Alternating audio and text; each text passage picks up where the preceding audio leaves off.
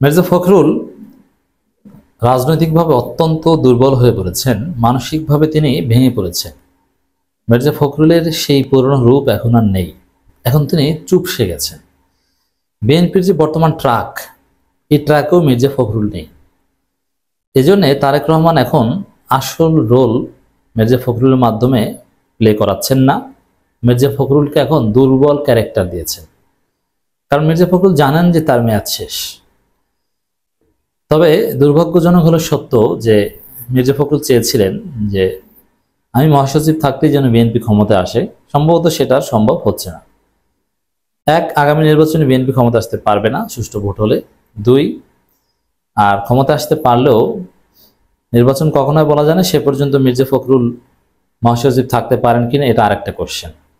তো মির্জা ফখরুলের যে স্বপ্ন ছিল সেই স্বপ্ন পূরণ হচ্ছে না, যার ফলে মির্জা ফখরুল অনেকটা হতাশ, দুর্বল। তারেক রহমানের কৌশলটা কি?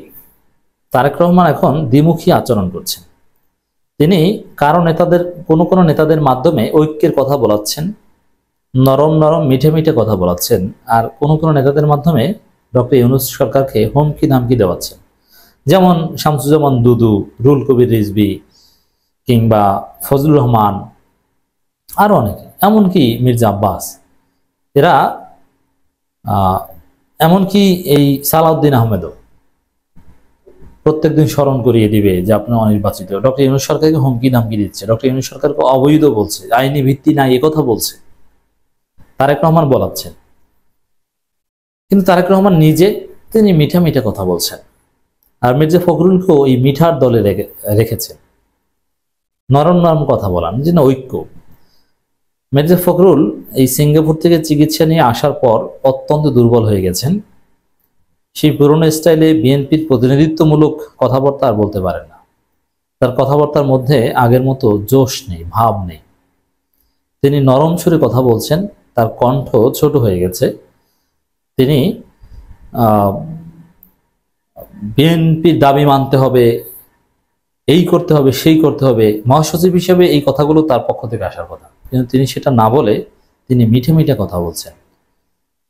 অথচ নিয়ম হচ্ছে যে চেয়ারপারসন নরম কথা বলুক, সমস্যা নেই, কিন্তু মহাসচিব তিনি কঠোর হবেন।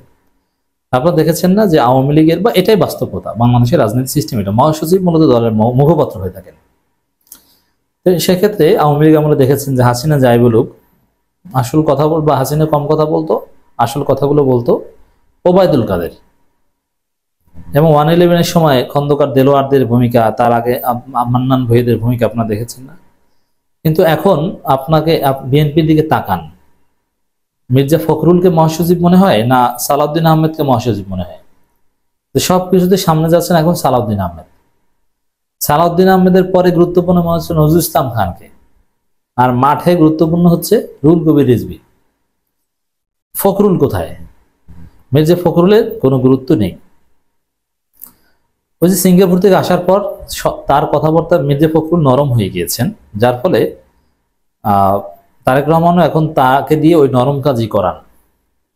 তা মির্জা ফখরুলের মুখে ঐক্যের সুর, মির্জা ফখরুলের কণ্ঠে জামাত শিবিরের সাথেও সমঝোতার সুর, বারবার একই ধারায়। অথচ বিএনপির উচিত এখন জামাত শিবিরকে রাজাকার বলা, স্বাধীনতা বিরোধী বলা। এবং মির্জা ফখরুল সিঙ্গাপুর যাওয়ার আগে কিন্তু বলেছেন, কিন্তু এখন ওই মির্জা ফখরুলের বাবাও রাজাকার ছিলেন, এই বিষয়টা যখন সামনে এসেছে তখন কিন্তু মুখ ছোট হয়ে গেছে।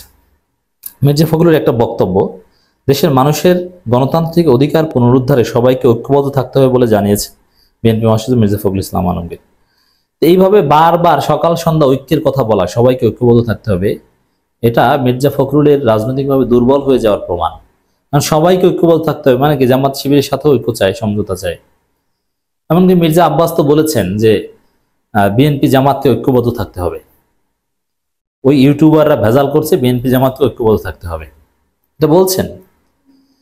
তো মির্জা ফখরুল বারবার এই ঐক্যের কথা বলছেন। এটা বিএনপি মহাসচিব হিসেবে এই মুহূর্তে বিএনপির যে রাজনীতি, বিএনপির রাজনীতি হচ্ছে ডক্টর ইউনূসকে চাপ প্রয়োগ করে সংস্কার বাদ দিয়ে দ্রুত নির্বাচনের ব্যবস্থা করা। তো বিএনপির এই রাজনীতির সাথে মির্জা ফখরুলের আচার আচরণ একদম যায় না। এই জন্য বিএনপির ডিফেক্টো মহাসচিব এখন সালাউদ্দিন আহমেদ, আর মির্জা ফখরুল এখন ধৈর্যা, দুর্বল হয়ে গেছেন, চুপসে গেছেন। এটা তারেক রহমান মেনে নিয়েছে।